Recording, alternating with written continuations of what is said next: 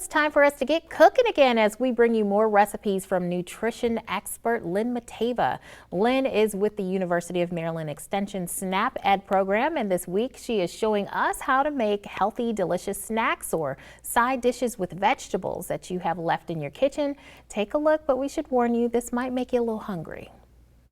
It's June, so today I thought it'd be really fun to start playing around with some of the local produce. I think summertime is one of those times where it becomes a lot easier for us to eat healthy, and it's second nature for us because there is so much readily available. So the recipe we're making today is called Summer Stuffed Tomatoes, and I got it off the Eat Smart blog, which you can get to by going to eatsmart.umd.edu. All my produce has already been washed, but I am cutting this open so that I can get all the kind of insides out and make a little bowl. All of the stuff from the inside is going to be chopped up and thrown into our mix. We can kind of scoop out the other stuff and just make sure it's got lots of space in there for adding in our filling. Next, we're going to add a ripe peach into our bowl. I already chopped mine up.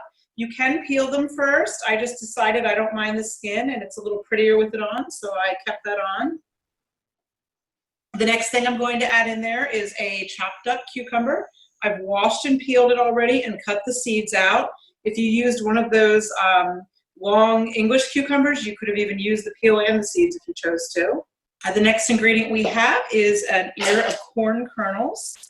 Now, I got this right down the street. I'm very lucky that I have farm stands on either end of my road, and I'm just slicing just the kernel off. But again, frozen corn, canned corn, all forms count. We're all about just trying to use what we have on hand. Next, I'm adding in a tablespoon of olive oil or vegetable oil of some sort. What I'm using here, this is not technically part of the recipe, but I'm adding it. I've got some mozzarella balls that we're marinating in a little bit of seasoned oil. So I'm using that oil for my dressing just because it already had some flavor to it. It's actually a tablespoon and a half for 4.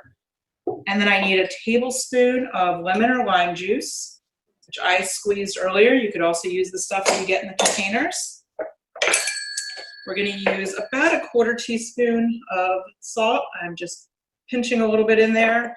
And about a 1/8 of a teaspoon or a pinch of pepper. This seems like you can add what you like, keep out what you don't like. Absolutely, and just keep it fresh and simple. Again, like I already had these mozzarella balls, like the cheese. I have some fresh basil I'm also going to add to this. And you could also use dried basil now, or other your favorite herbs, really. I am going to start stuffing it into a tomato. Oh, it looks so good. Yeah, and then you could do that for 4 of them and just put them in the fridge. Do it earlier and put them in the fridge and let them kind of chill and all the flavors meld together.